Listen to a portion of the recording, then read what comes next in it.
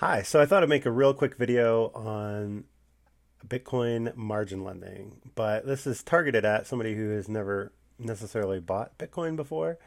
Um, so we're going to go from buying it through sticking it in a margin lending account and then looking at what that looks like at the end of a year. I think this is possibly the fastest, easiest way I've seen to get into Bitcoin and do something with it besides just letting it sit there. So in the next 4 minutes, we're going to quickly show how to buy some Bitcoin at Coinbase, which is an exchange based in, I think, San Francisco. It's somewhere in California. I think it's in San Francisco. They just had $1 billion valuation, so it's a well-respected, relatively safe place, as safe as anywhere that you can buy Bitcoin. We're going to move the Bitcoin to another exchange called Poloniex, which offers margin lending. And then we're going to move that Bitcoin into the margin lending account, do something, and then profit. All right, so let's go ahead and walk through these steps. So here's Coinbase. This is my second take on this video, so I already went through it. So we're going to go ahead and buy some Bitcoin. All right, so here we are in the buy screen, and I'm going to go ahead and just put in 0.1 Bitcoin for demonstration purposes. The price seems to be rising, but that's the price. I'll hit confirm, and we'll go ahead and confirm the buy.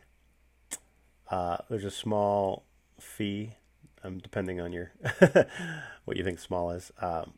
And then this will take a few days to get here. So in this case, it's looking like close to a week, actually a week exactly. And this depends on different factors you can research. But the price is locked in at that Bitcoin. So you can do it faster, with a credit card. It's instant, but then you're paying a higher fee. So at any rate, so once you have this here, then we're going to go ahead and send the Bitcoin. Now in my Bitcoin, I don't actually have any Bitcoin in my Bitcoin wallet, but I do have Ethereum. So it's the same process. I'm going to show you what that looks like. So then we come over here to Poloniex, which is another website, and you sign up for an account, and it looks like this. So we're going to go ahead and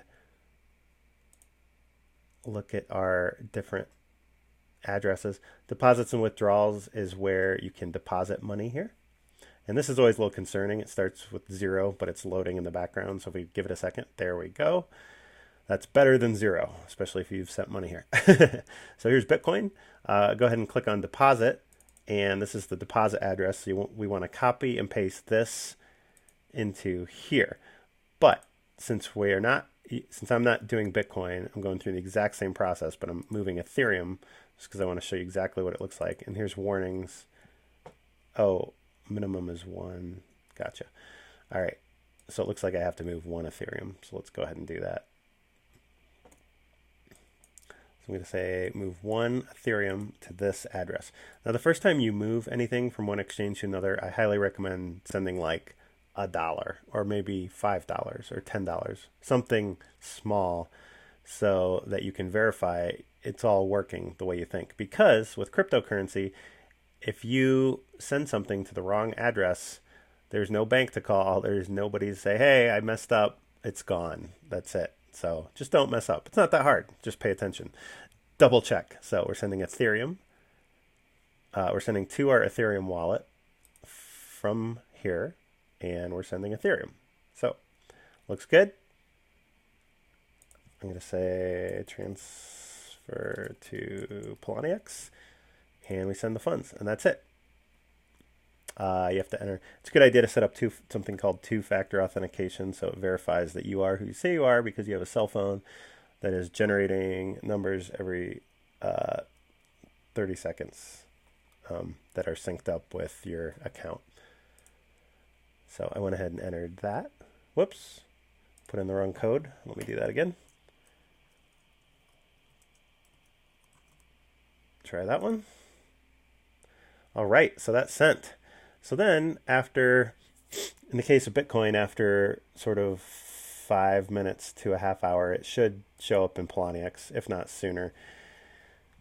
Poloniex, a couple times I've seen it get wedged, and then you just have to either wait like an hour, or in one case I had to open a support ticket. But anyway, so now we have some Bitcoin in our Poloniex, and we're going to go ahead and lend that out. So we click on the lending tab, and it says we have this much in our lending account. So over here is where we would move money from what we have at the exchange into lending. So again, I'm going to use Ethereum because I actually moved all my BTC into lending already. But what you want to do is click on Quick Transfer, and you can watch this video again if it's a little too fast or confusing, or you can double the speed if it's too slow. So we're going to move Ethereum. We're going to transfer what we have, which is listed right here, over from the exchange to lending. And let's see, did that? Yep. So that went Ethereum. So there it popped over. I don't know why ETH is listed down here. There we go. That's a little bit easier to find.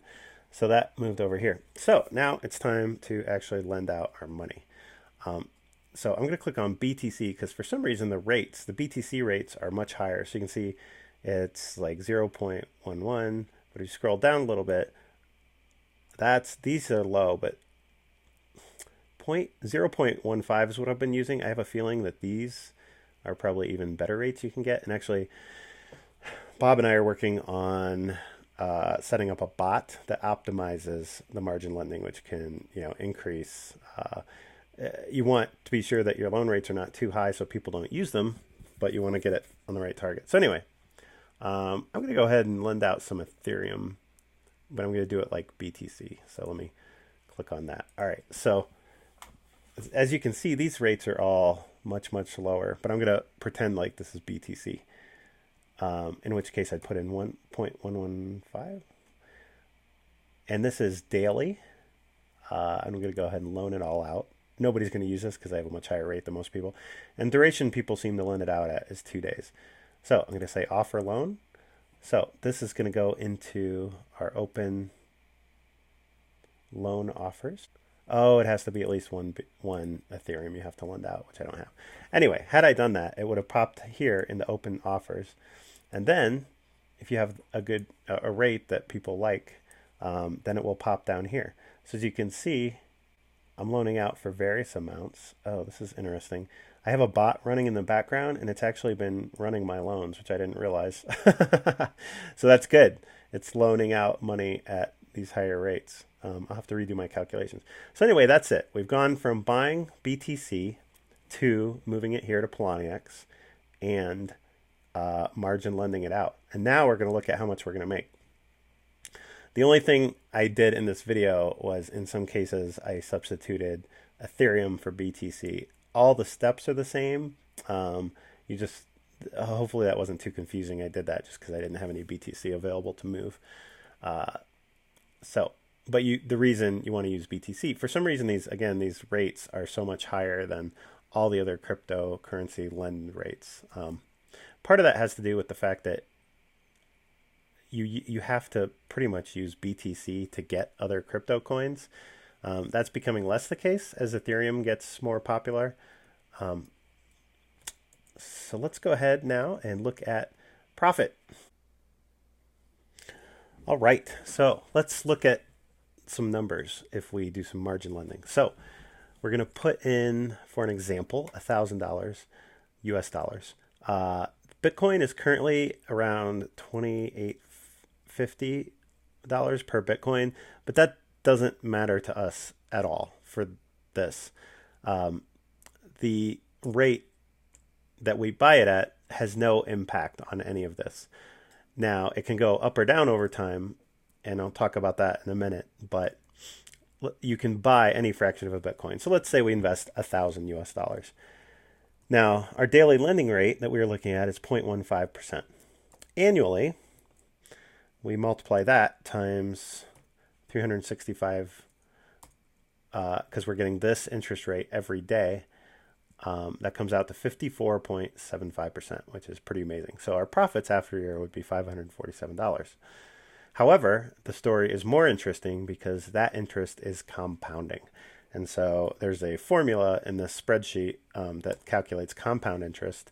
But suffice it to say, that boosts it from 54.75 up to almost 73%, 72.82%.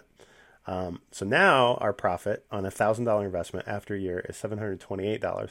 However, Poloniex takes a fee of 15%. So if we calculate that in minus the fee, so that's 85% times our profit, we have 618. So at the end of a year, you will have off a $1,000 investment an extra $618, give or take. Now, if the price of Bitcoin goes up, then you're not doing anything, but you're actually making more because you have more of a base, essentially. If the value of Bitcoin goes down, then you would make less than this. However, the margin lending is a hedge against that volatility. Now, let's look at another example. We already have entered all our calculations. Let's say we have a rich uncle and we can invest $5,000. And as we saw, some of the rates that people were lending at, let's boost it to a little bit more, 0.16%. Let's say 0.17%. That boosts, as you can see, the annual interest rate up quite a bit. The compound interest rate is now 85%. So off a $5,000 investment, your profit is nearly $4,300, $4,294, minus the Poloniex fee, so $3,650. So in a year, after a year of a $5,000 investment, your total would be $8,650. So hopefully that's been illuminating. In terms of risk, I'm only aware of two possibilities. Number one is the volatility. Bitcoin is shooting up. It's real. If you believe that is the case, then you're not going to be too worried about this. Over time, it could go up or down, but the trend is up. Secondly, the only risk I'm actually concerned about is at some point Poloniex could be hacked. This has happened to some of the cryptocurrency exchanges in the past. It's worth doing your research and calculating that risk. I think the risk is extremely low. It seems like they're doing all the right things. I'm looking at ways to mitigate that risk. One way would be to do margin lending on different exchanges. It's possible, too, that if you have a large amount, you might want to open multiple accounts.